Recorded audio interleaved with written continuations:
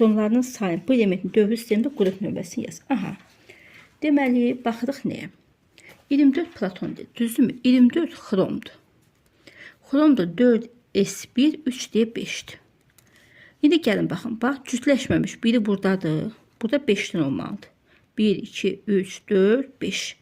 1, 2, 3, 4, 5. 5'i burada boşdur, təkdir. Bir də burada. Cəmicədə 6'dır.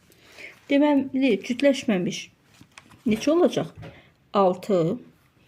Dövr sistemində qrup nömrəsi də olacaq 6. Çünki qrup bunların üstlərindən cəmlənməsidir. Özü 6D element olduğuna görə nə olacaq? Yarım qrup. Sonra baxırıq 29 nömrəli testə. Bax, 29 nömrəli testi necə işləyirsiniz?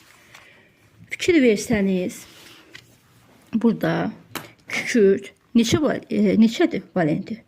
Yəni oksidaşma dərəcəsi neçə olacaq? 4 olacaq, düzdürmü? Müsbət 4'dür. Yəni 4 dənə tək elektronu var.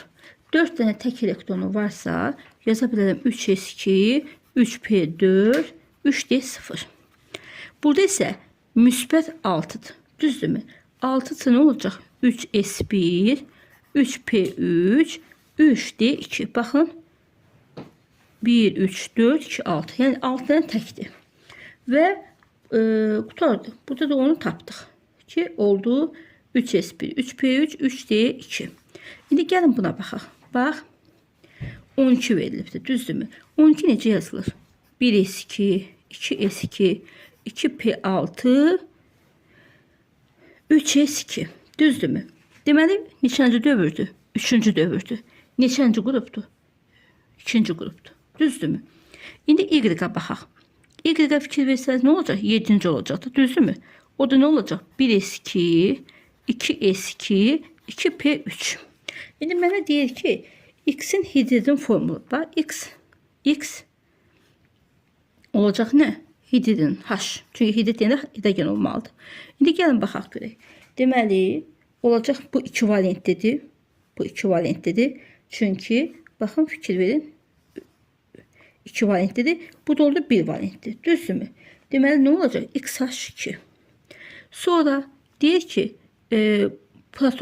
əmələ gətirdiyi birləşmə X3, Y2. Çünki X müsbət 2'dir, Y də mənfi 3'dür. Və bunun məndən proton sayını soruşur. Proton sayını tapmaq üçün nə etməliyəm? Deməli, 3'ü vuracağım 12'ye. Çünki 12-ci proton hansı sırada yerləşdiyini göstərir. Üstə gəlsin. 7'ni də 2'ye vuracağım 14. 36 ilə də 14'ün cəmi eləyəcək 50.